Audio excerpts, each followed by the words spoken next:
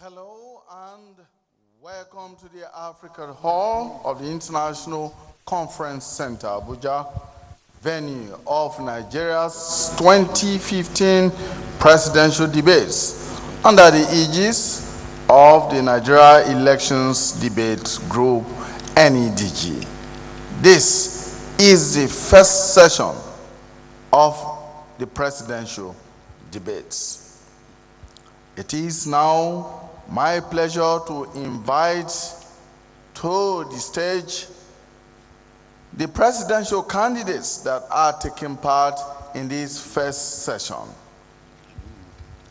Action Alliance is represented by Tunde Anifowoshe Kelani. The Allied Congress Party of Nigeria, ACPN, is represented by Alhaji Ganiyu O. Galadima. The Alliance for Democracy, AD, is represented by Rafiu Salau. Africa Democratic Congress, ADC, is represented by Dr. Mani Ibrahim Ahmed. Africa People's Alliance, APA, represented by Adebayo Musa Ayeni. Citizens Popular Party, CPP, is represented by Chief Sam Eke, PhD. And Hope Democratic Party, HDP, Chief Ambrose Abbott Owuru.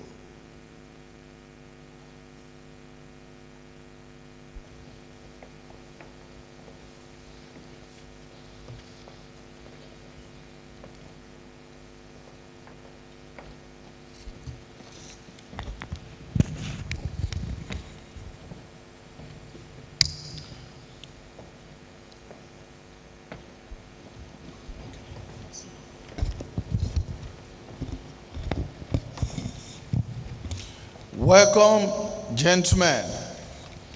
We please request you to have handshakes and embrace each other as a sign of friendship.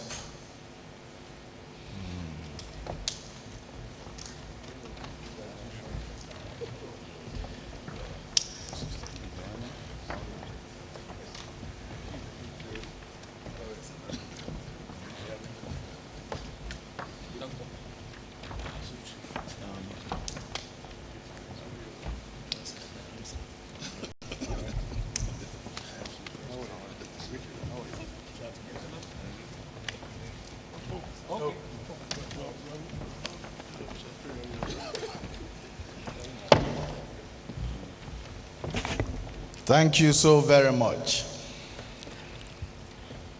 I now invite Aremo Taiwo Alimi, founding chairman of the Nigerian Elections Debates Group and consultant, for a brief on the rules on the NEDG methodology. Aremo Taiwo Alimi.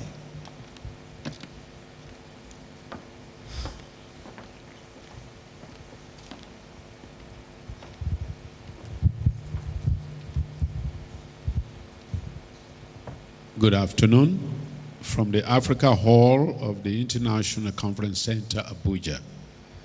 I welcome you to today's session of Nigeria 2015 presidential debates organized by the Nigerian Elections Debates Group, NEDG.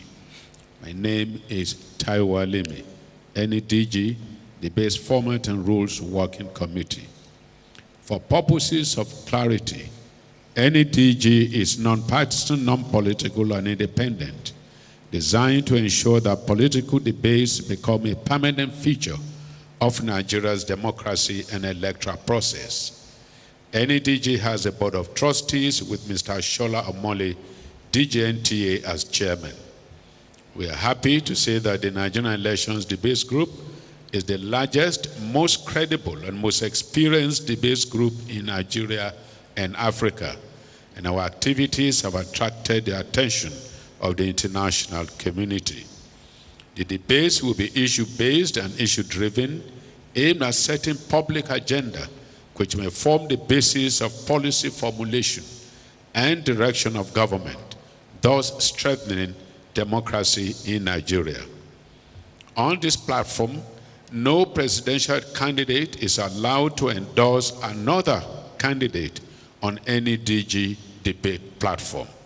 I now proceed to hand over the envelopes containing the questions to be asked to the moderator and the panelists, which they will be seeing for the first time. I thank you all.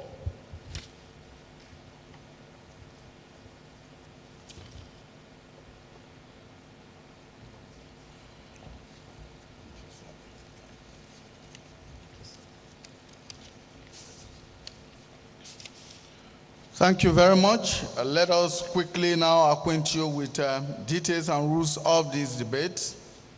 We have relied strictly on the approved list of candidates by the Independent National Electoral Commission, INEC. Each candidate is allowed 3 minutes for opening statement, and questions are limited to the broad areas that are already disclosed to the candidates. There shall be 3 minutes response by the other candidates. That is, each of you will have 3 minutes to respond to each question, and the moderator and panelists are allowed follow-up questions on any issue. Profane language is strictly not allowed. Direct attacks on candidates' personalities are prohibited. The time period allowed for questions to be answered must also be strictly adhered to. Candidates are allowed 3 minutes each for their closing statements. And when, of course, candidates feel like, they can take a sip of water, which is right under your various podiums. There is in the hall a cross-section of the public which forms our audience. The audience is not allowed to interrupt, not allowed to applaud, not allowed to cheer, not allowed to yell or say anything while the debate is on. All telephone sets must be switched off or put on silence mode right now, if you have not already done so. My name is Imonia Marere, and I have with me right here on this side 2 very eminent panelists. First, from my right. I'm Funke Treasure Durodola. And on my left, I am Okenwa Aneke. we also have with us a timekeeper. He is Siri Aidebama. And we have a sign language interpreter here also, and he is Oyekale Olaleye Peters. Thank you so very much. Now, we must proceed with the debates. And again, let me say that we have 7 candidates here with us. The Action Alliance AA, Tunde Anifo Shekelani, Allied Congress Party of Nigeria, ACPN, Alhaji Gani O Galadima, Alliance for Democracy, AD, Rafiu Salawu, African Democratic Congress, AD, ADC, Dr. Mani Ibrahim Ahmed, African People's Alliance, APA, Adebayo Musa Ayeni, Citizens Popular Party, CPP, Chief Sam Eke, PhD, and Hope Democratic Party, HDP, Chief Ambrose Abat Oworo. Thank you so much. Now I begin with the Action Alliance. Why do you want to be president of Nigeria? Thank you very much. We have a fantastic country. Nigeria the most populous black nation in the whole world, a country of almost 170 million people, a country that is almost 20 times the size of Singapore, 25 times the size of South Korea, and almost 2 times the size of United Kingdom, and 5 times, almost 5 times the size of South Africa. This is Nigeria. Most populous nation in the world, beautiful country, with everything you can think of. God has endowed this nation with everything. And over the years, having traveled all over the world for the past 24 years to all the continents of the world, up to this minute, I'm baffled because I've not seen any problem in this country. There is no problem in Nigeria. And unfortunately, we have a lot of artificial problems created by people who believe in that artificial problems. And not only that, they believe that those artificial problems must persist. And at this point in time, there must be a time in the history of a country where some people like us must come out and stand out of the crowd and say no more to sufferings in Nigeria, no more to hunger in Nigeria, no more backwardness in Nigeria. And that's why people like me, I'm standing out. This Senator Tunde Anifoshe-Kelani, today consolidating the democratic development of Nigeria, saying that no more suffering in Nigeria. And that's why I'm standing out. And my party, Action Alliance, is all out to alleviate all suffering of the masses. The masses must live. The masses must enjoy. The masses must be beneficial. We must be proud that we are Nigerians. As I'm telling you today, all the 10 countries, the wealthiest 10 countries of this world, apart from the United States of America, the rest countries are under 6 million people. Only Switzerland, who is number 9 on that list, is around 8.2 million people. And we have 170 million people in Nigeria. Nigeria is a great country. And that's why I'm coming out, to tell you that we have to stop these artificial problems. Nigerians must grow, we must develop, we must be number 1 in the world, and I can do it. Send me and I will go. Thank you very much for this opportunity. Thank you very much. Candidate of the ACPN, why do you want to be president of Nigeria? Thank you so much. Nigeria is a very complex country with a myriad of problems and with different solutions that can be provided by different individuals. I think God has done everything for this country. Nigeria is a country flowing with milk and honey. But despite all this, we have failed to harness all these resources. Allah has done everything for us. We have arable farmland. We have abundant mineral deposits. That's all. Then we have the human resources. But we have failed to harness this thing. God will not come down from heaven to create job for our people. Now we are faced with a serious security problems occasioned by joblessness of the Nigerian youth. This is everywhere in my community, all over the country. There's no society where we do not have graduate and school leavers. Just tell me about the street. Doing nothing.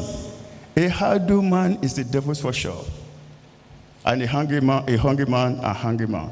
What we are bringing on the table on this presidential contest is to look for ways, cognitive ways, and recognize places where we can create jobs for our people, where we can meaningfully engage the mind of the Nigerian youth, Nigerian school leavers, where we can make life meaningful to everybody. As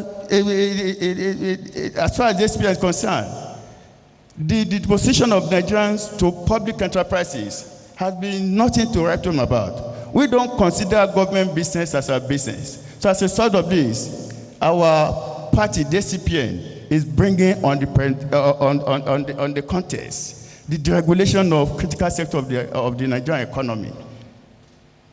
We are faced with serious problem of power, inadequate power supply. a lot of jobs could be created if electricity is stable in this country. In the railway sector, if it is deregulated and tracks provided in all major towns and cities in this country, and Nigerians, I trust the ingenuity of Nigerians, who has to provide coaches in the next 2-3 years. A lot of jobs will be created in the railway sector.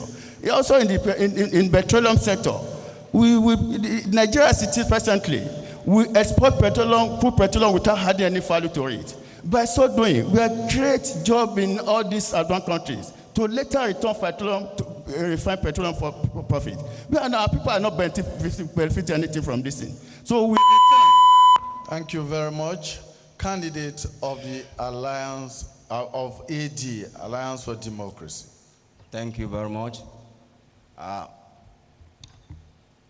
We believe that Nigeria deserves economy of the people, by the people, and for the people. That is economy that is industrial. It is industrial economy, which will create jobs for the population of the labor force. The labor force population of the nation is 70 million. And today, we have over 25% unemployed. So now this population is even more than some developed countries. So if those countries are developed with, for instance, Sweden, that is just about 10 million, it's a developed country. Meanwhile, we have over 10 million who are unemployed. We believe that we can create economy big enough to provide jobs for all. And how are we going to do that? Today, the national income is shared by the three-tier government. But we believe that we have to take 30% of the national income to invest in our economy.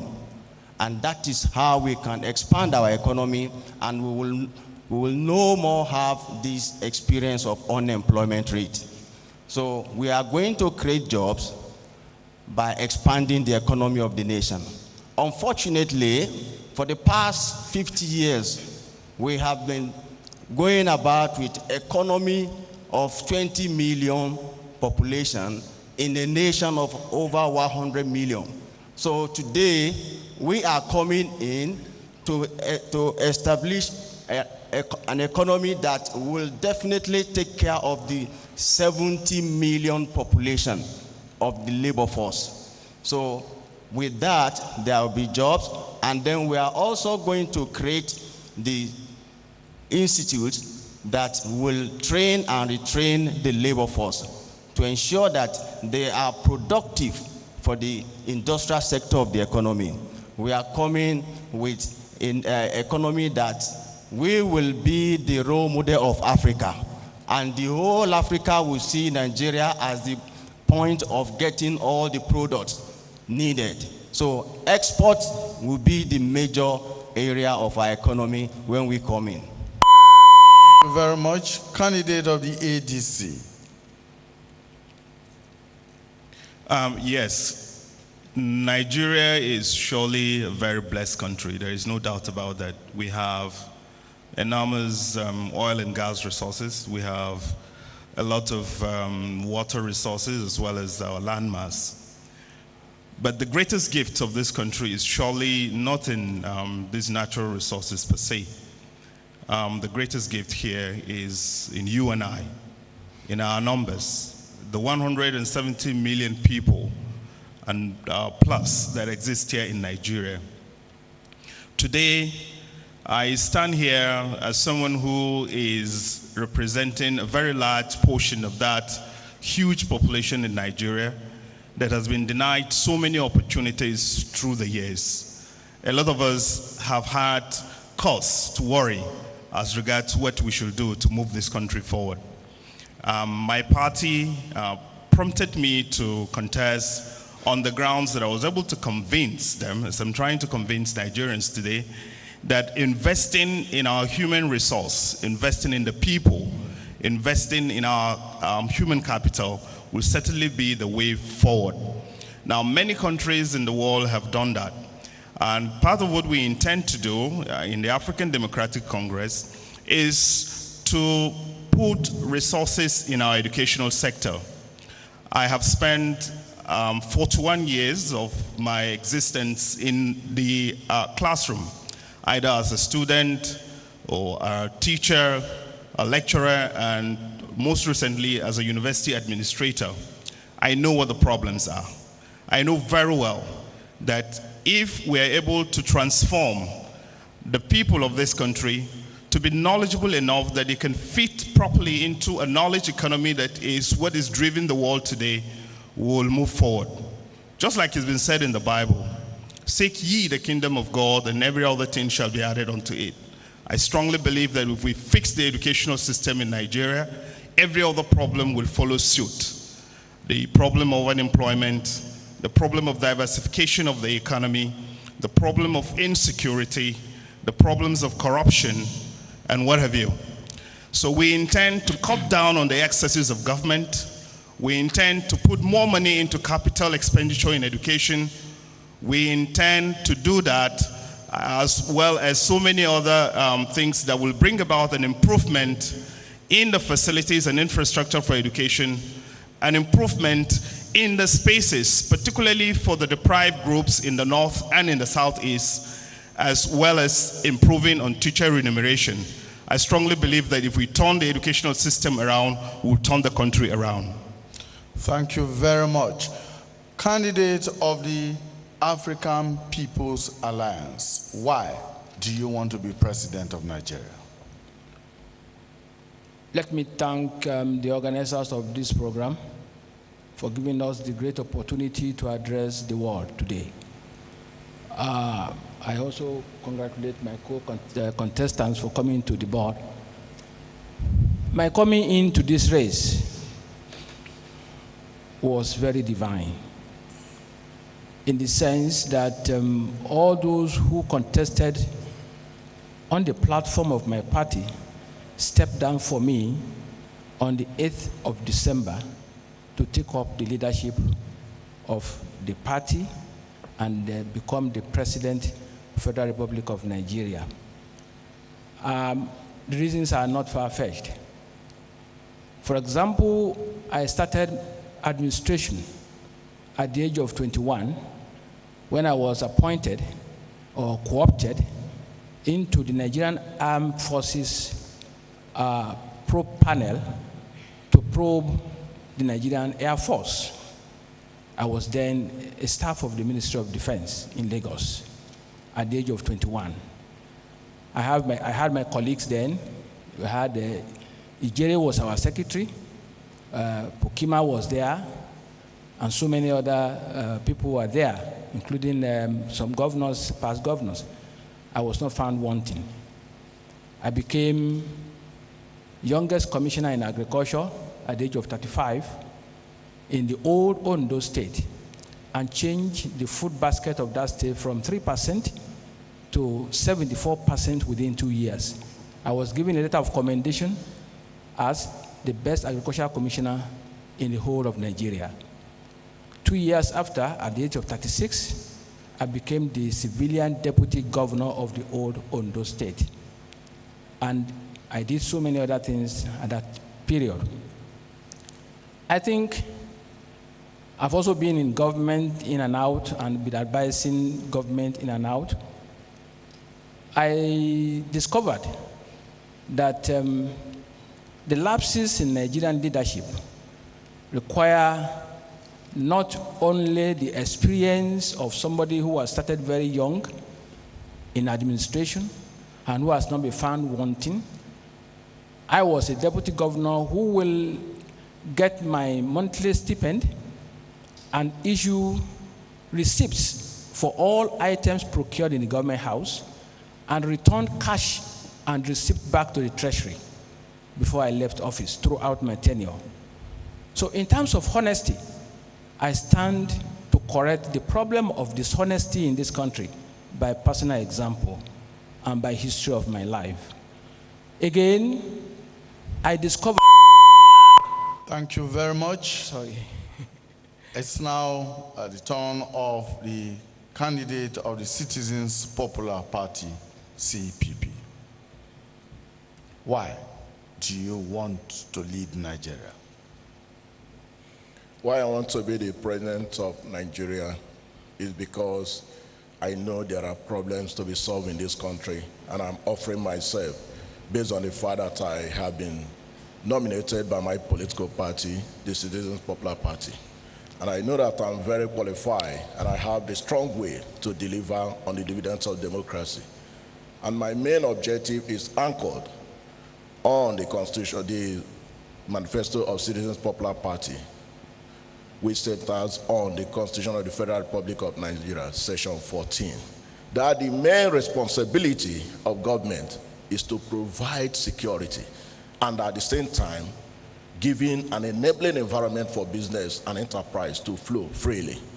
And so doing, I have to ensure that that enabling environment, institutions, infrastructures, and other facilities that will be required for business enterprise to flow will be put in place. Solving the problem of insecurity, bringing corruption to zero level, and at the same time providing employment, making sure that the youth are included in the policy of government. And at the same time, our women, they have been neglected for a long time. And that is why in Citizen Popular Party, we made sure that for the first time in the political history of Nigeria, a woman is made a national secretary of a political party. You have to empower them so that they will be able to bring others on board. People with disability, their bill will be signed immediately I get into office. And also to make sure that the economy is the diversification of the economy, power supply will be there. We also have to look at religious tolerance to make sure that the environment is protected very well. And if we do all these things, we believe that this place will be a heaven for investors to come to invest. Because when you look at it now, other investors are running to Ghana, and that is not how it used to be in the 70s, in the 80s. Nigeria will not only be giant on paper, but in practice. That is my stake for now. Thank you. Thank you very much. Candidate of Hope Democratic Party. Well, let me first of all thank you for this opportunity. Well, I think I'm driven majorly by my passion to lead. Leadership has been identified as a Nigerian's problem. And there's no doubt we are at a crossroad at this point. And we all know what we can have now is a good leader and a committed leader at that. So under Hope Democratic Party, we emphasize majorly on this. And that's why we're here, to present ourselves and our programs, to ensure that Nigerians begin to have a choice of leadership. The elections, coming election is about contest of ideas and leadership. Some will want to say, they are the biggest party in Africa or wherever. But we are thinking that we are the biggest in ideas and leadership qualities. That's why we're here. We will offer Nigerians what we think is lacking. Professor Chinua Achebe has identified Nigerians' problem as one of leadership. Recently,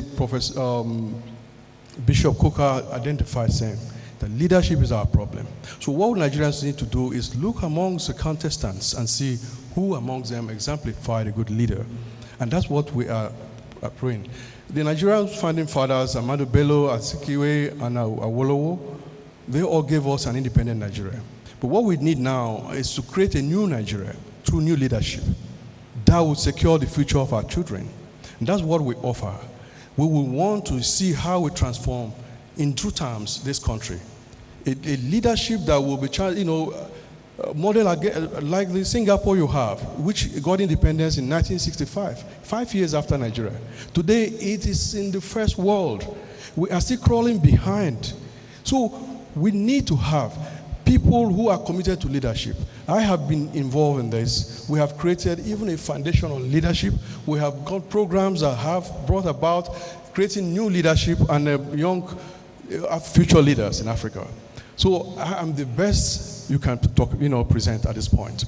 You must have that committed leader. We have very, problems. We have even good ideas, policies, but what drives it? There's no leadership. That's what I want to offer you.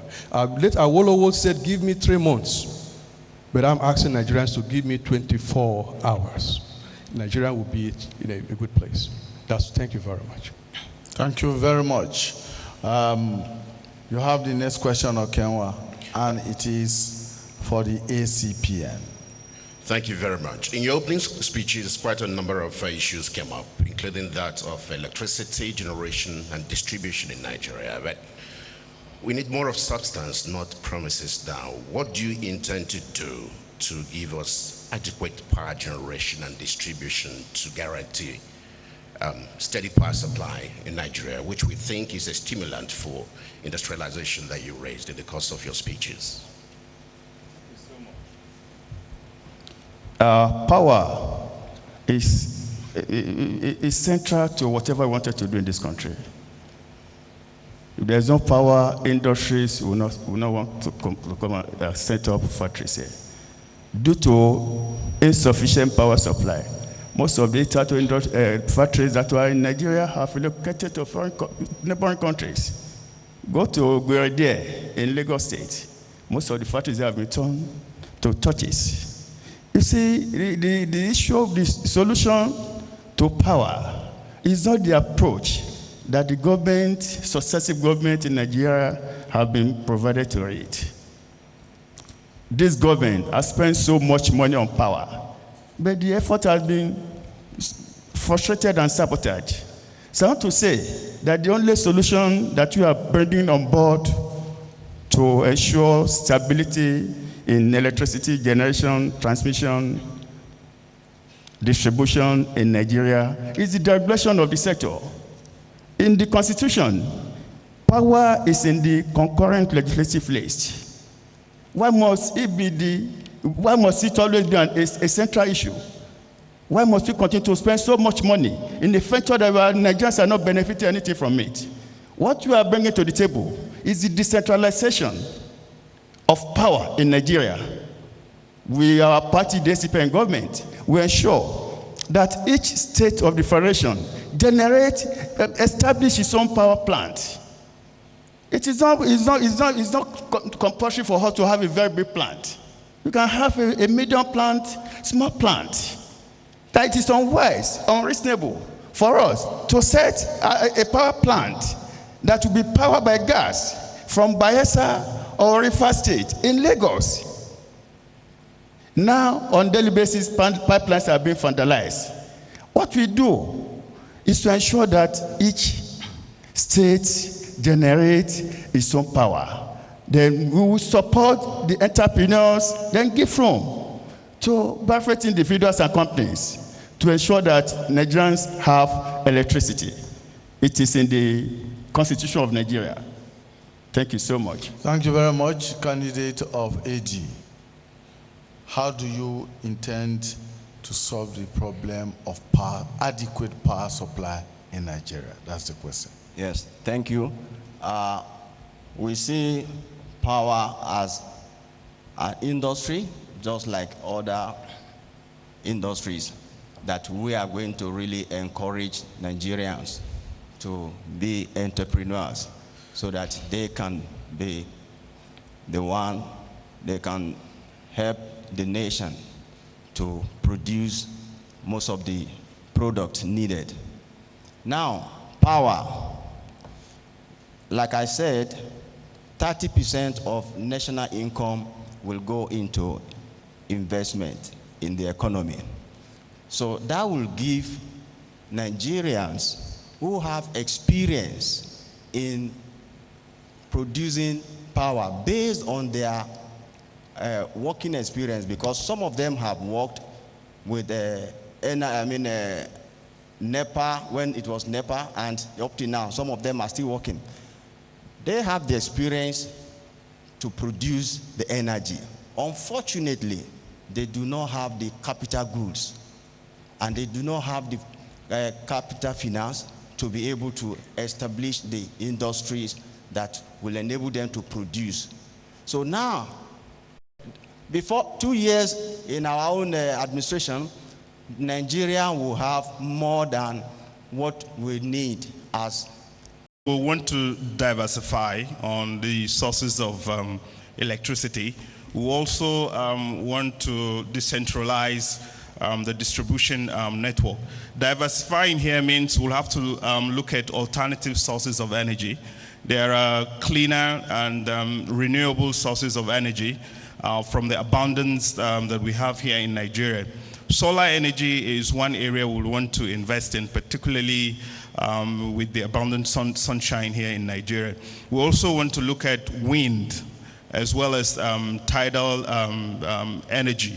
Now, there is a very important aspect which we will go into. Certainly, Nigeria will harness on the researches that have been going on in our nuclear energy centers in Zaria, and that's ABU, and the Danfodio University in Sokoto.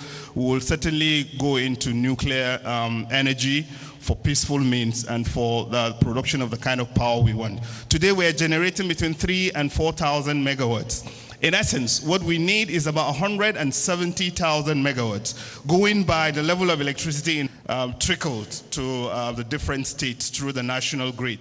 We want a situation where different localities, depending on their energy needs, can be able to generate the kind of energy and electricity they will require to power industries in their respective areas, so that we can have local governments or even community levels generation of electricity to at least support cottage industries. Because there is a need that the cottage industries in Nigeria work so that we can add value to our agricultural products. The roadmap we have is for an integrated power system that will certainly give us the kind of power and energy we need to power our engine of growth. Thank you. Thank you very much. Candidate of the APA. Thank you. We have to look at the problems the present power generation and distribution is having, particularly vandalization, which involve the vandalization of the cable lines and vandalization of the gas pipelines, and now look at alternative that could bring about solutions to this problem. We discovered that if a farmer plants just 1 hectare of Jatropha plant, he will start harvesting it at the end of the 7th month. And from that 1 hectare, he could harvest or drill or get oil, Jatropha oil, that will power a generator set of 2 kilowatts for 1 year. Therefore, why don't we encourage our farmers to plant Jatropha oil, and we make generators of that stock available? In the first instance, that generator will not give very bad gas. It has no sulfur, so it will not kill them if they put the generator inside their rooms. Secondly, when you use that type of oil, you can localize it by creating ordinary extraction plants in every local government. So you plug your Jatropha seeds, take it to the nearest extraction plant, get your oil back, you can put on your lantern, you can put on your stove, because the major areas that are concerned are essentially the rural communities. That is where we lack a lot of amenities, and that's why people are drifting to the center. So we are thinking of coming in with that type of power supply to the rural communities. Then we have the hydro dams. If you put 3 hydro dams in Ekiti State, for example, you can connect them together so that when the real power supply is off, that is the main grid is off, the hydro dam could now come in. In advanced countries, there is no country that depends only on one source of energy. You bring all form of energy together to create a uniform and progressive energy generation. So we believe that with solar, for example, if you put in the up-tower solar system, which is operative in Sweden, for example, you discover that you can engage farmers under the solar system because it's a big tent that will allow radiation to come in, and then the air underneath will be warm. That air will go and turn the turbine, not gas now turning the turbine. So, thank you very much. Candidate of the CPP. Thank you very much. To solve the problem of power supply in Nigeria, our party, the Citizen Popular Party, we are suggesting full deregulation of this system. It has to be fully deregulated. There won't be any need for you to go halfway, because what we are seeing now is that if we have a full deregulation of the system, it will open up more serious investors to come into the country and invest in power supply. And at the same time, we have to encourage energy conservation. We realize that the policy of energy conservation has not been introduced in this country. People are still used to the old system of lighting, where it will consume more megawatts, more watts. Like you have a bulb that can take just 10 watts. Instead of using 100 and you are using 10, you are saving 90% of the power that has been generated. And if that is done to other electrical appliances, we will have enough power to go around based on the one we are producing now. But the fact still remains, for you to do that, you really have to bring in an opportunity that will make them trade in what they have for the new one, so that they will be able to go into it. We also have to engage in Nigerian engineers in the planning and execution of every power policy. And at the same time, the issue of mixed power energy, that is to say that other sources of power energy, like the solar, like the coal, has to be exploited. It must not just be the hydro power source of supply. And we have to look at the issue of giving a level playing field to all investors so that none of them can come. The right billing, the billing we are having now, we still have fees, costs attached to every bill that comes to your way, as far as NEPA bill are concerned, or electricity bill, which is not good for us. And we also have to talk about the issue of protection of the oil pipelines, electrical installments. If these are done, we will have a better power supply. And finally, sharing of power with other neighboring countries that have in excess. We can go into that agreement to have our power supply now. Thank you. Thank you. Candidate of Hope Democratic Party. Thank you. Hope believes that power is very, very central to our policies because we have a 5-plan revolution.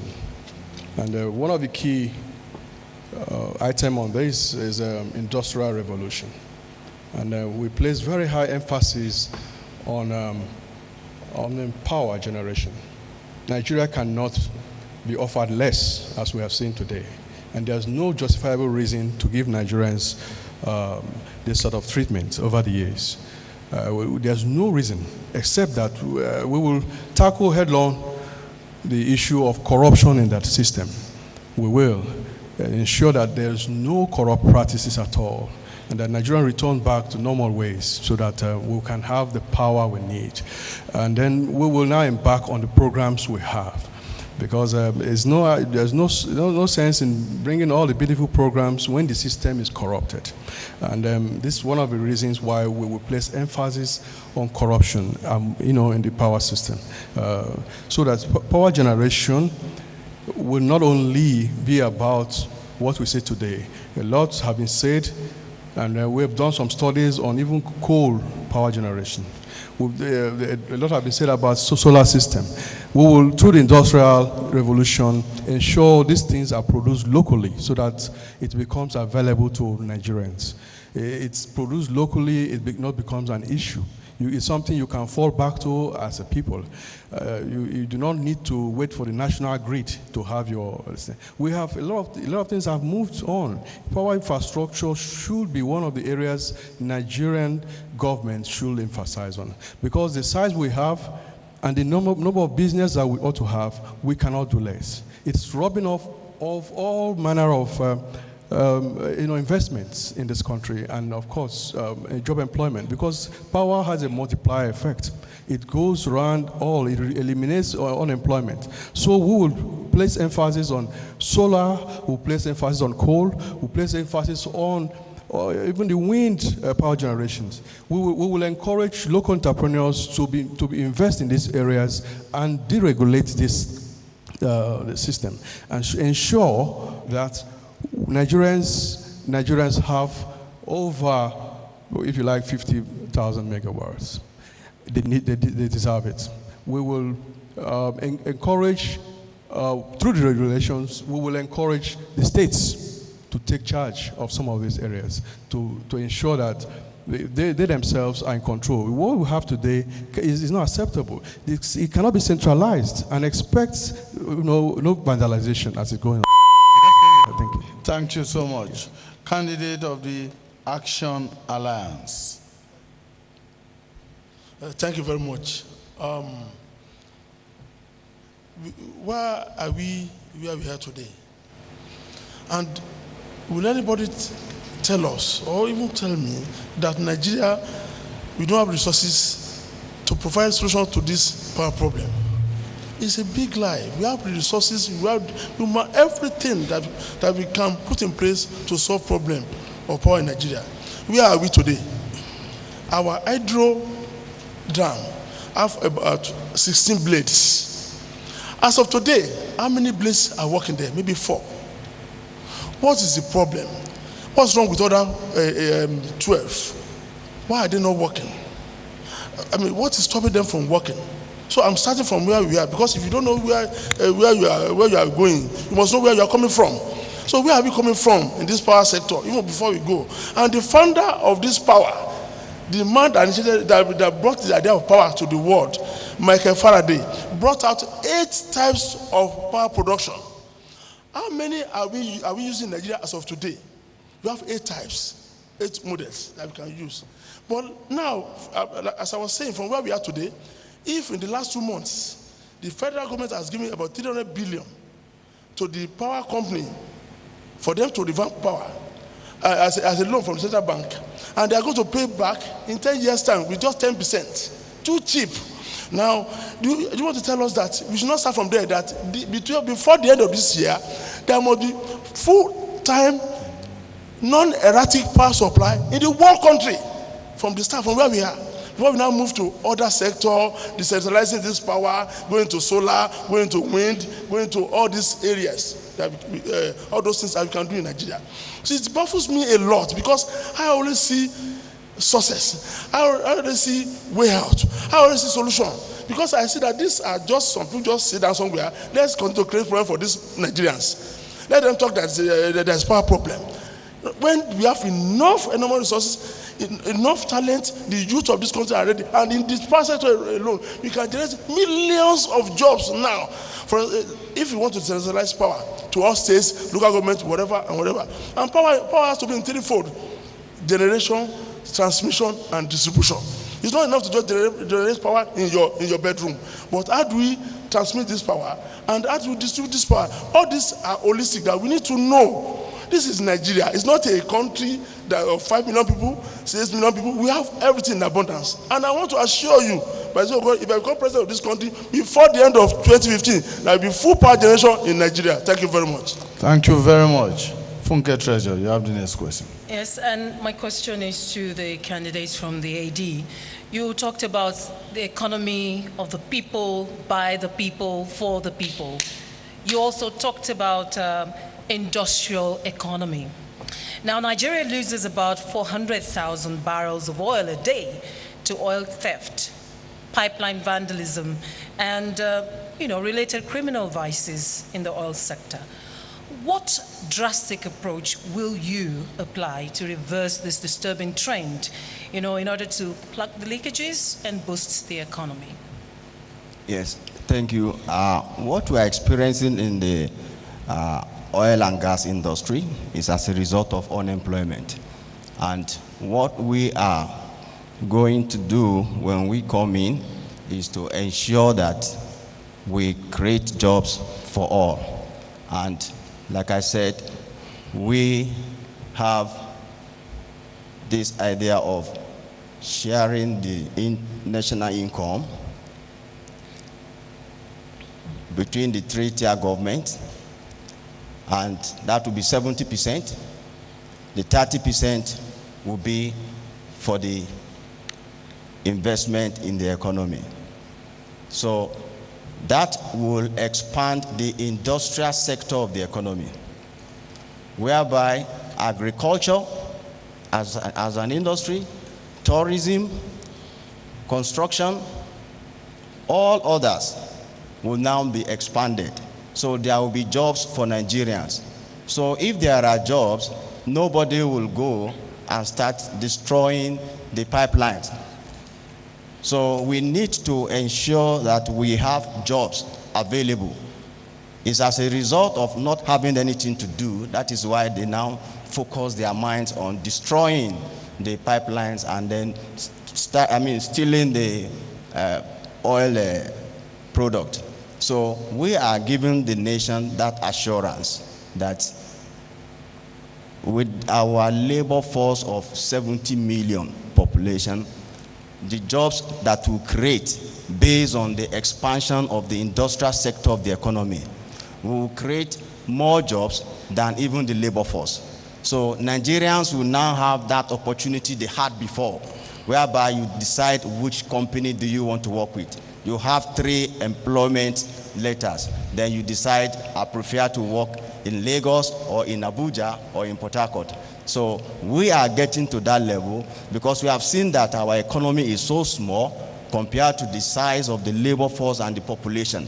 So when we give the nation the economy it deserves, you will see that everybody will be employed, and will even ensure that training and retraining of the labor force is there so that they have the skills needed to improve the industrial sector. Without industrial sector of any economy, definitely it will only depend on mineral resources. We have only one, crude oil, and that is what we depend on. After getting it, we are not even investing part of it into our economy. What we do, we share it among the three-tier governments, and there is a big gap.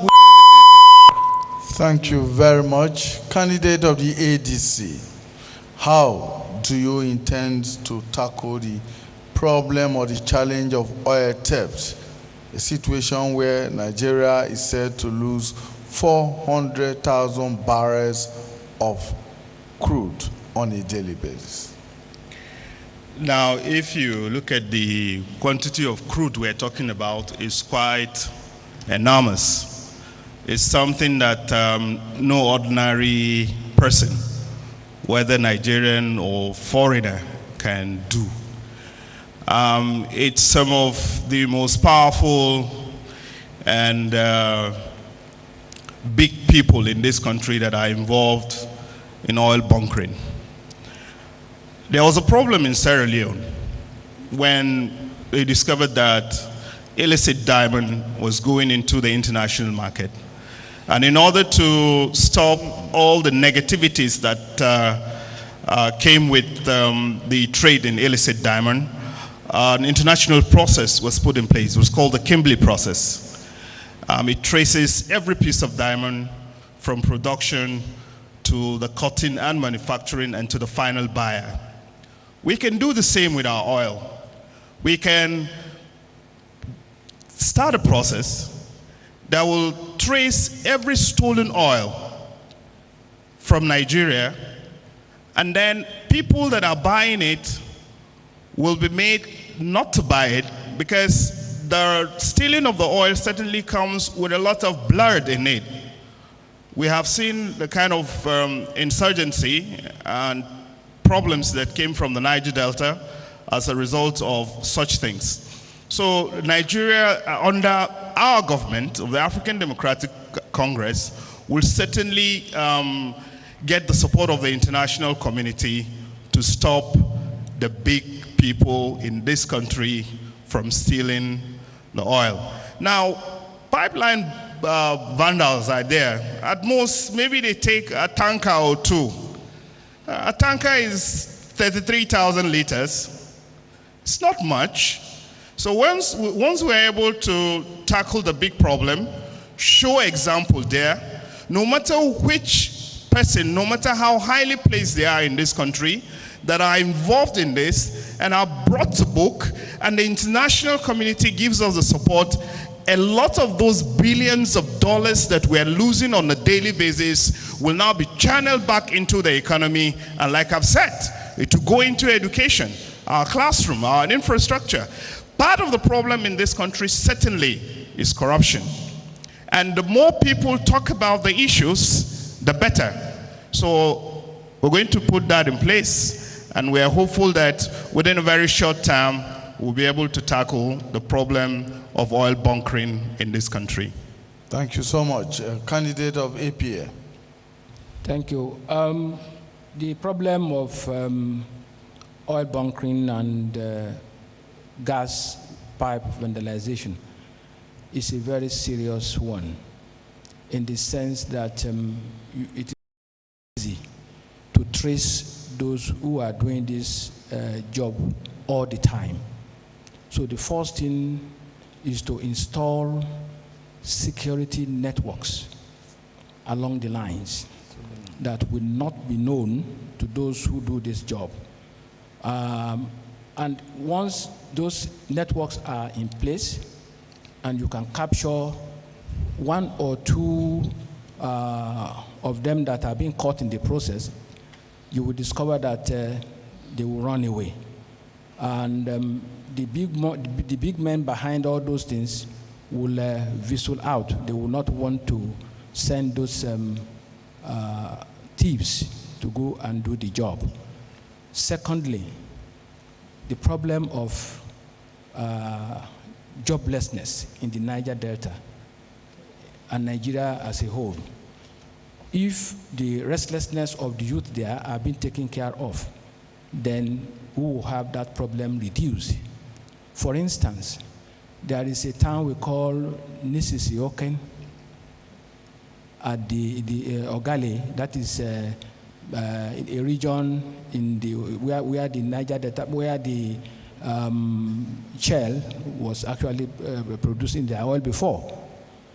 The people in that area are drinking benzene in their water.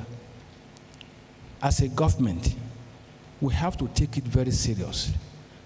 That benzene, 900 times the value that's supposed to be taken, 900 times the value that is not supposed to be taken, is being taken by those people. How do we expect a young man who sleeps after drinking benzene and did not wake up not to do something that will make his day better? So government should go into such facilities and make it available, make pure water available to these people in this region, and then improve their infrastructure so that the children of those regions will not be involved in vandalization. And finally, let there be proper policing of this oil movement along the ocean lines. So vessels that are not supposed to come in and carry this oil must be taken up by the agency of government that patrols, so that when you get the oil from them, you seize it, and it becomes useless, just the way you seize contraband goods at the port. I believe all this could go a long way to reduce. Thank you so much. Candidate of the CPP. Yes, actually the issue of oil thefts within the host community and also within the very privileged ones in the society is a very big concern to every one of us. Before I stepped into this hall, I have worked on that, and in my own perspective, that is even the area where I'm drawing my revenue from that I'm going to use to develop the economy, because I must make sure that those 400,000 barrels of oil that is stolen a day has to be recovered. I am working with 350,000, and at the end of the day, it's going to give me about 1.3 trillion to be able to set up industries that will offer employment. But to come to your question, how will this be able to be stopped? We have to look at the security operative. They are not well equipped. Equip them very well, especially the Navy. They have the responsibility to protect our waterways. So they don't have any excuse, but you have to equip them very well. Oil companies must also observe their own agreement of operations. As against what they are giving us here, they have to reach the international standards so that our host communities will not be hostile. Federal, state, local governments should also play their own role, both in terms of social responsibility and provision of infrastructures for these host communities. And also, we must have the political will to be able to punish offenders, to teach a lesson to others. National Orientation Agency has to come in here to educate the communities and other members of the public concerning the dangers and what the nation stands to lose whenever there is an oil spillage, theft in the oil sector, and every other thing. We also have to look at the issue of keeping our own policy agreements. There are a lot of agreements that have been entered into with this host community. If the state, the federal government have not been able to keep to it, what do you expect from them? They will tend to take the laws into their hand, but that is not the best approach. But I think if the federal government, the state government, the local government can play their role, and also the host community provide jobs for these youth, they won't be involved in this type of shameful act. That is my stake for now. Thank you. Thank you so much. Candidate of Hope Democratic Party. Yes, thank you. I think first of all, we have to acknowledge from where this problem is coming from. We are of the view that a government, no serious government that has one mono product as revenue will even allow one drop of oil stolen. So it's indicative of what I call weak leadership. And so Nigeria needs strong leadership that will look straight in the eyes of this. It's become a cartel. We all have seen it. Except there's a regime change, this cartel will continue. It's up to Nigerians. But we will, under our watch, we will ensure such doesn't happen at all. We can't be here providing solutions to when we know if Nigerians don't make the regime change, the problem will continue. So we all have to agree on one thing, that we have been shortchanged as a people by even the government we're on. So a new leadership will provide something better, and that's what we offer. It will not happen under our watch that vandals will steal our oil, that somebody, even by now, we should go beyond these areas because there are a lot of leakages in the system. We need money to develop our people, infrastructures. We can't go on complaining, looking for solution for what we know is there living with us. So we will all first of all agree on this, so that like we have even the contracts, the oil companies operating have been too long in this. They all have to be investigated. The army and police who are doing this thing will all have to be investigated. Accusations have been flying over and left, right, center. But these are matters that governments have to address. So we have said majorly crimes are, of course, fueled by unemployment. So government providing employment, government is being serious about protecting its revenue, government being serious about what it cares most, about its investments. It's very indicative. And so it's important at this point that we will undertake surveillance. It is not rocket science to have this system surveyed, even from a room. What is the problem? Where is the will? Perhaps there's none. That's what we'll provide. We will ensure this thing, Nigerians are not embarrassed to this point, where we'll be complaining our vandals are stealing our oil and government is running as normal, contracts are being diverted, issues are going. This is no debate. It's a very serious issue that should cause regime change. So we will ask Nigerians to begin to think in this direction so that we solve this problem once and for all. And that's very important. Thank you so much, candidate of the Action Alliance. Thank you very much. Nigeria is losing 400,000 barrels of oil every day to theft. 400,000, that means at $40 per barrel, that's $16 billion. And in Naira, that's about 32 billion Naira every day, which is enough to tar all the roads in this country. That money in a month is enough to turn this country to be the best country in the world, to be among the wealthiest country, among the 10 wealthiest countries.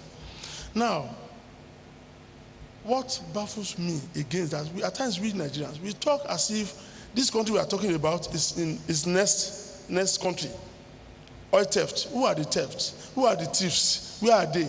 They are living among us. And why are they doing this? They are doing this because they don't believe in this country. They don't have any hope in this country. They are just after the fact that they want to make it at all cost. And why do they want to make it? They want to buy flashy cars. They want to have big houses and all sorts of. And what can we do? In this country, in your area, if you have video machine, you are a star sometimes ago. But now, this machine is so useless now that it's of no value. How do we now talk to Nigerians? How do we create hope for Nigerians? How do we now make everybody to believe in this country? We need to now, as government, warm ourselves into the heart of the people so that they can have hope in Nigeria. If you believe in the future of Nigeria, you will not want to destroy this country. You will not want to destroy, you don't want anything you will not even engage yourself in anything that will destroy this country at all. But look at it today. What are the masses benefiting? Masses know today that every day we are losing 32 billion naira. Then some people somewhere, they can even give information to the security agents that these are people who are stealing this oil. And they'll be caught. Ladies and gentlemen, fellow Nigerians, this is our country. How much barrel of oil do we produce in a day? According to NNPC, 2.5 million. According to activists, they said it's 4 million. But at 2.5 million, has this brought happiness to the faces of Nigerians?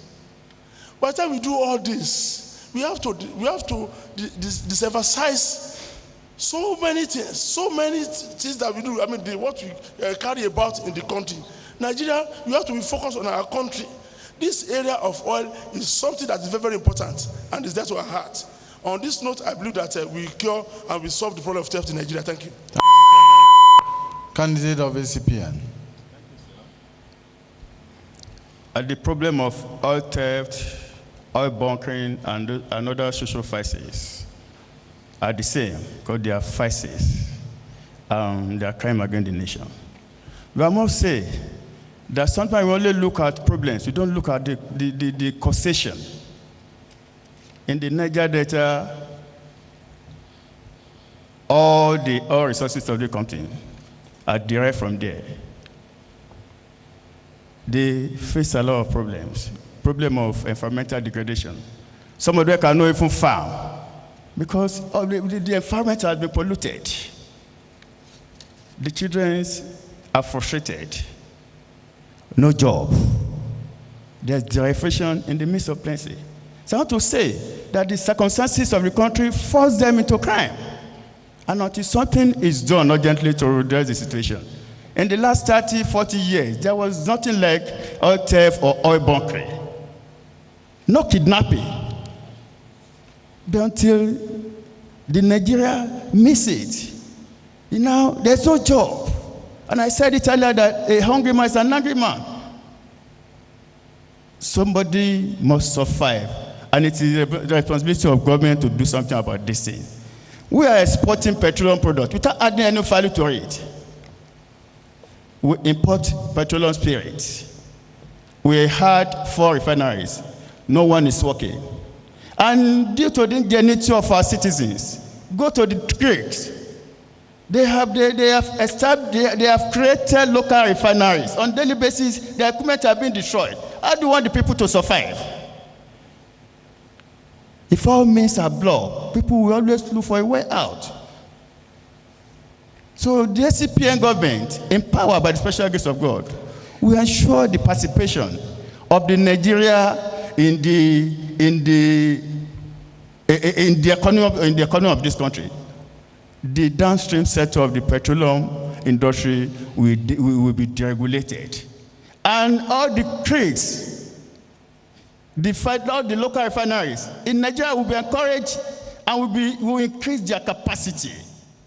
We will give them support so that not only refineries, not only the Niger Delta, that refineries will be created, it will be established. We will have refineries all over the country. What we need to do in this country is to create jobs for our people. You cannot tell me that in the midst of plenty, somebody will not survive. They will always look for a way out until we urgently do something. If we have refineries established all over the country, there's market. We can start selling to the neighboring countries. Besides, thank you so much. Thank you very much. The next question is for the candidate of the ADC. Now, the yearly rating of Nigeria by Transparency International as a corrupt nation has assumed the status of a national and some may even say an international embarrassment. Now, what will be your template for tackling corruption? There are two issues to the problems of corruption in Nigeria. One, it has to do with the quality of leadership we have and the lack of political will by the leadership to face the problem of corruption. Secondly, it also has a lot to do with our attitude as a people. For us to seriously tackle corruption, there is every need that we give it a holistic approach. First of all, a lot of people are involved in corrupt practices because they know very well that they will get away with it. If there are enough punitive measures, people will think twice before involving themselves in corrupt practices. We can stop that by strengthening the judicial process. I have put it in our manifesto that we will have a special tribunal that will deal with corrupt cases so that these cases are settled expediently. We also intend to come up with legislations that will help us repatriate the about $60 billion that has been stashed abroad as a result of corrupt practices of various regimes of this country over the years. It's going to take a lot of negotiation with those countries, but we intend to give it a push. We are hopeful that if Nigerians generally will change their attitude to stop celebrating mediocrity and glorifying corrupt practices by making corrupt people feel so much at home, a lot of it will be tackled. With proper education, which we intend to do, Nigerians will start asking their leaders the right questions. Nigerians will ask people, how did you come by so much wealth and resources when you are earning so much and so much as a salary? We are hopeful that with proper education, we'll be able to get our people to show more civic responsibility and love for the country. A more patriotic Nigeria, to a very large extent, is one of the things we need to tackle these problems of corruption. And certainly, if all corrupt officers, irrespective of their standing in the society, are brought to book, it will certainly set the right punitive example that will deter others from towing that line and becoming corrupt as well. Thank you so much. Candidate of APA. Thank you. We have agencies presently in this country that are supposed to be in charge of corrupt practices. We have law courts that are supposed to prosecute, and we have citizens who share the booty that the corrupt personalities had taken away from government covers. Therefore, we as a party, we first of all enforce and put EFCC directly under my presidency, so that we will also even monitor the EFCC itself. The ICPC, all these will also be monitored, so that the idea of having no fund to prosecute those who are caught will no longer be an excuse.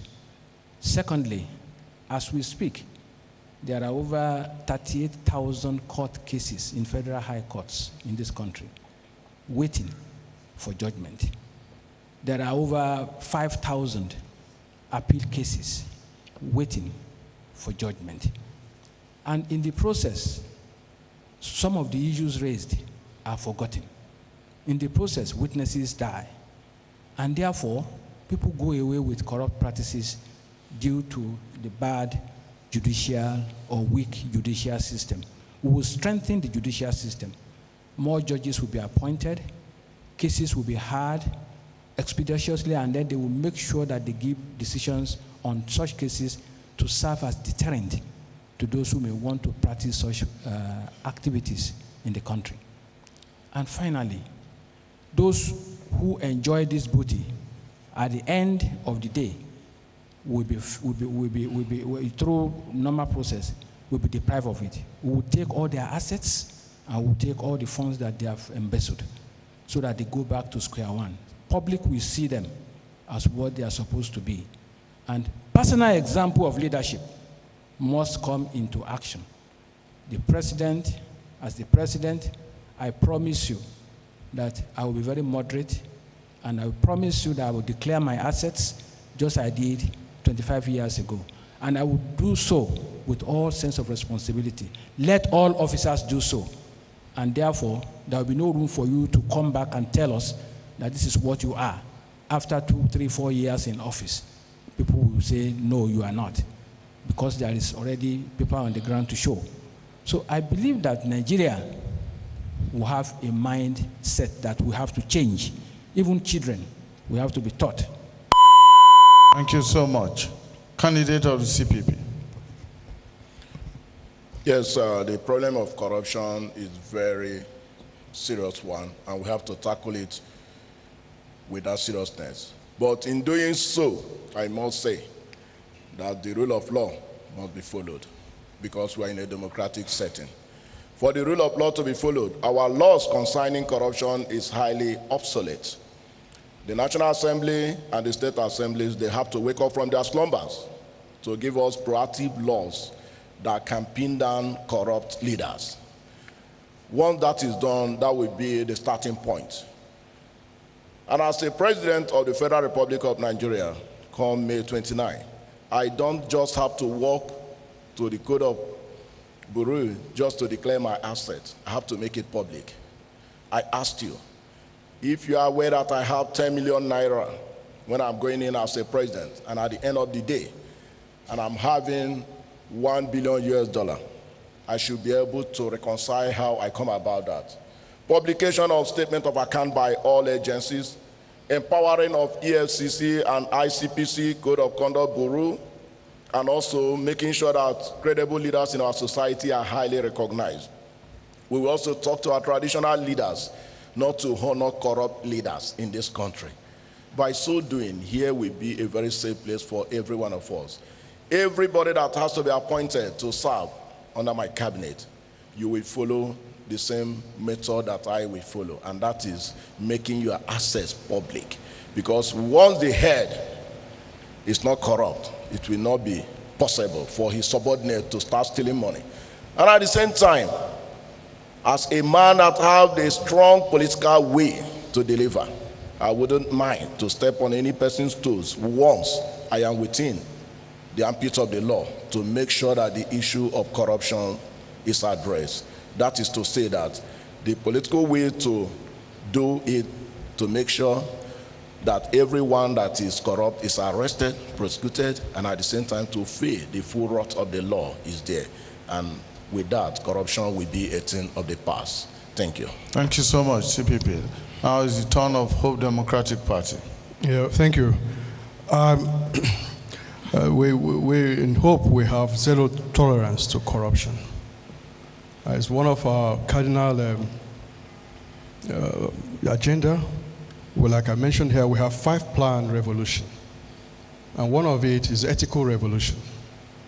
Ethical revolution will include us, all Nigerians, will involve all Nigerians.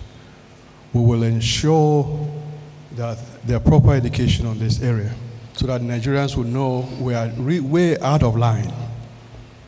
We are no more acting like normal people. So there's need to bring us back to normalcy.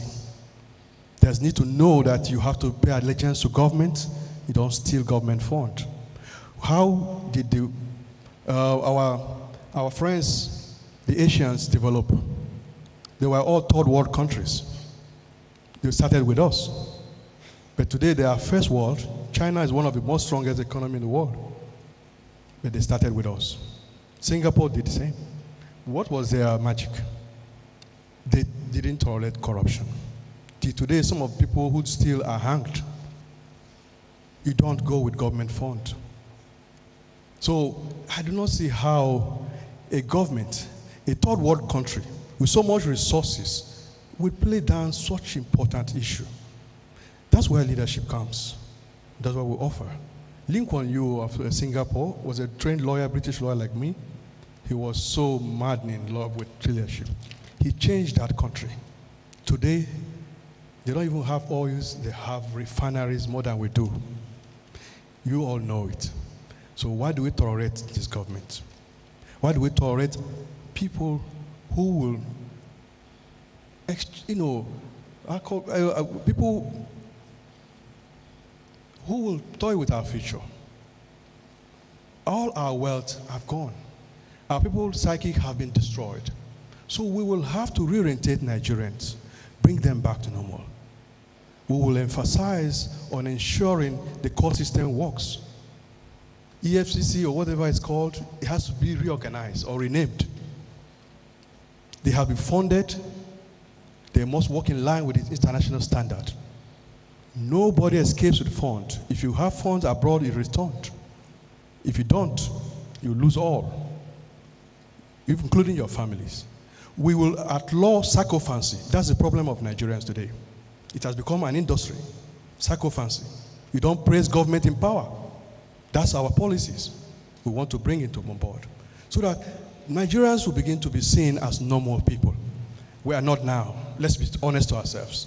So we need a new government. Thank you so much. Thank you. Candidate of AA, Action Alliance. Thank you very much. The theme of my campaign is opportunities to people, so that they know that this is our country.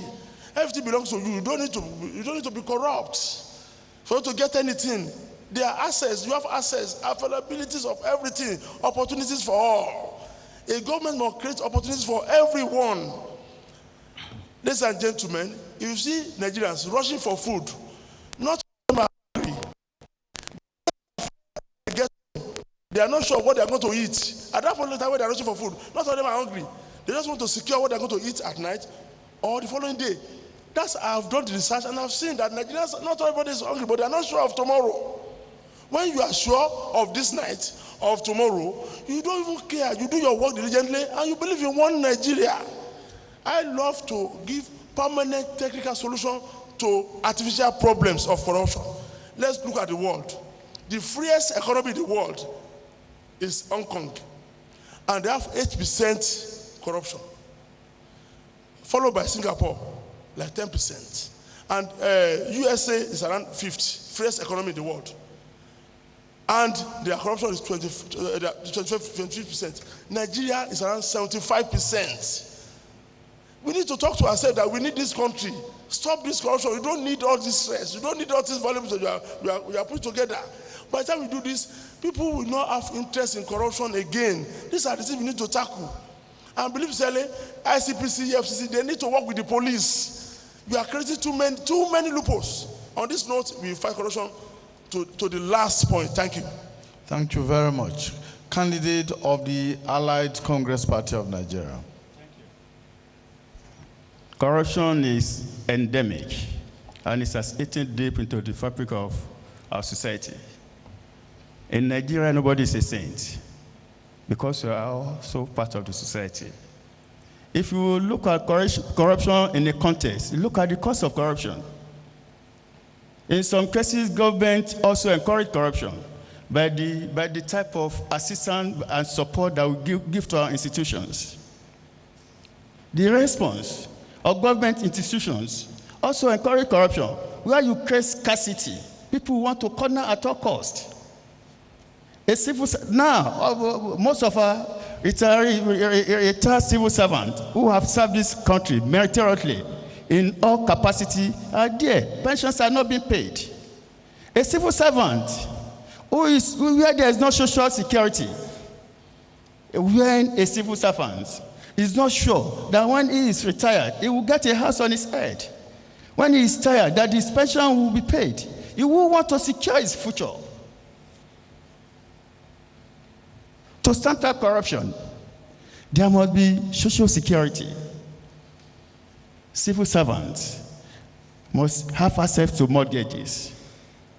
We must do what we right, give to the individual what is due to them. In addition to this, we must also strengthen all the anti-corruption agencies. There are a lot of pilfering and stealing in the public service. The police, we must increase the capacity of the police to be able to attract real personnel that can assist the government to prosecute capital punishment.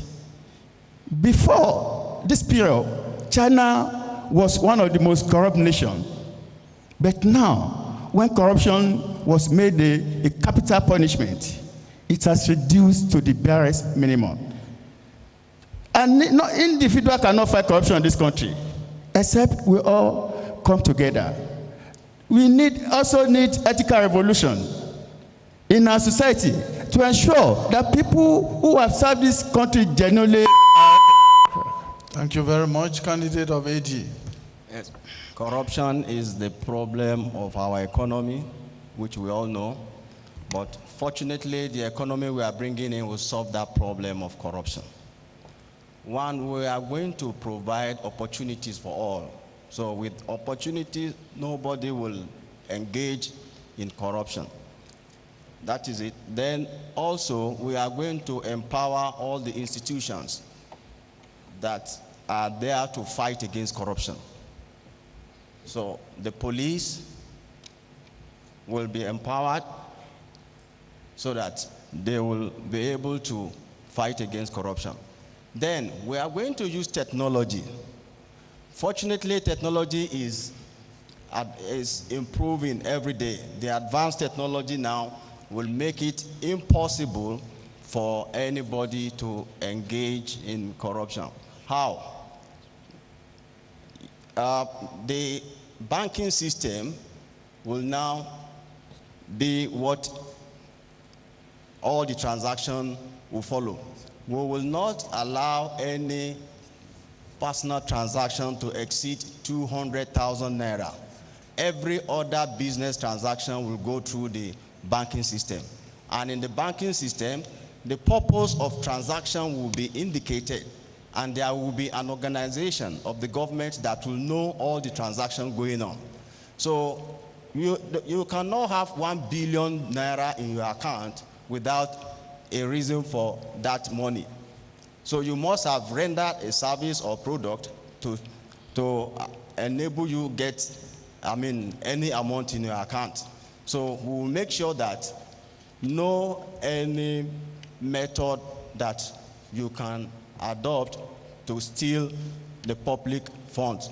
So we will ensure that the public funds get the normal value for it. Now, if you have budget of 10 billion naira, then we must see the product that you get or the infrastructure that you build with the 10 billion naira. So we must make sure that we inspect every funds of the government. Whatever it is meant for, Nigerians deserve value for their money. So we must make sure that every money Nigerians are going to benefit from their national income. So we will not allow anybody to go away with Nigerian money, because there is no how you can do it without the technology which we are going to adopt will not expose. Thank you so much. Okenwa has the next question, and the candidate of APA would begin with that. Thank you very much. The issue of corruption and all that, very important, but we have very buoyant economy and we have steady power supply, and still the issue of security of lives and property is still there.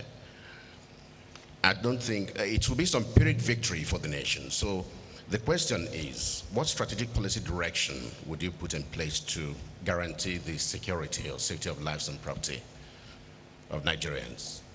APA. Yeah, thank you. The problem of deprivation, the problem of injustice, the problem of those who do not do and are showing affluence to others is very cardinal to finding solutions to this problem of insecurity. I've told you the issue of Nisisi Okan at the Niger Delta. They have grievances there, and they become restless. And as a result of that, government has to tackle the problem of their restlessness. Secondly, we have the problem of 60 or around 47 million Nigerians in secondary school as I speak. 47 million Nigerians in secondary school.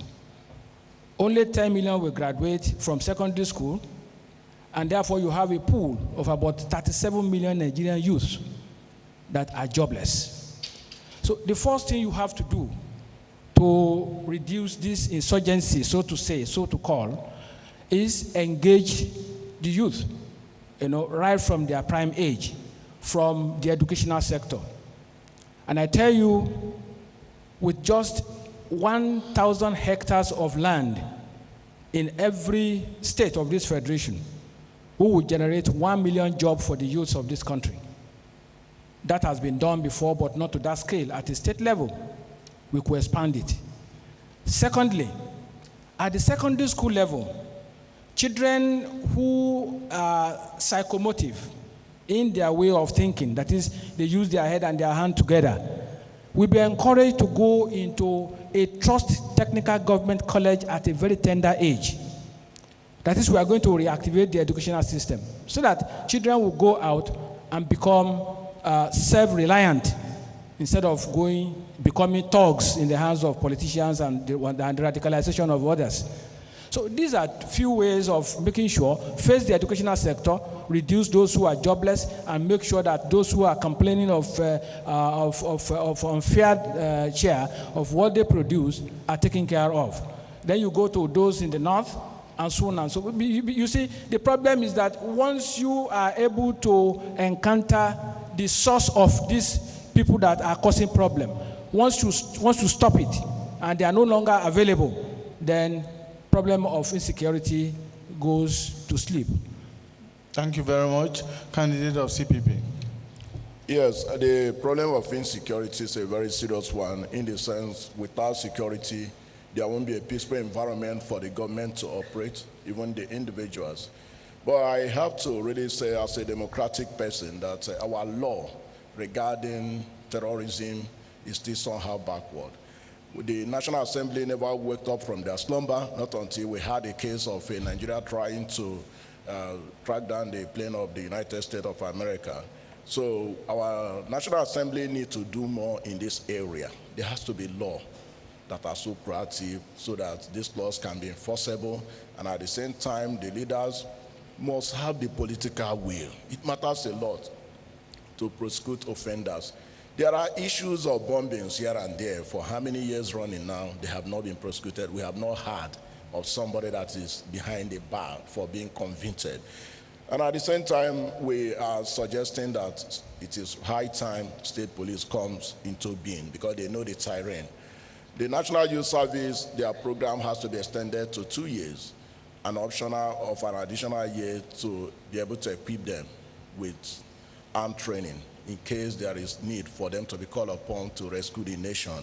We also have to look at the borders. Our borders are so porous in the sense that by now, on a daily basis, we can't even give account of the number of foreigners coming into our country.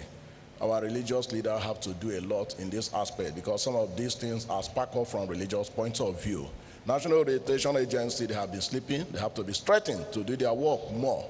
Internally displaced person, we have to look at them to make sure they are resettled because if they are not, how will they start from? And if we do all this, at the back of our mind, we will not close door to negotiation, peaceful negotiation, because the greatest war that is won on earth has to end on the round table. But at that point in time, the government will be taking the lead, dictating, and calling the shots, because before now, such gesture has been given to these trouble fomenters, and they did not change. If there is need for them to take it up now, the government has to dictate the pace. Thank you. Thank you so much. Hope Democratic Party. Yeah, thank you. I must say that the primary purpose of government, we all know, is to give security and welfare to its citizenry. And we have seen in recent times that progressively Nigeria has become insecure. And one of it is to find out the cause.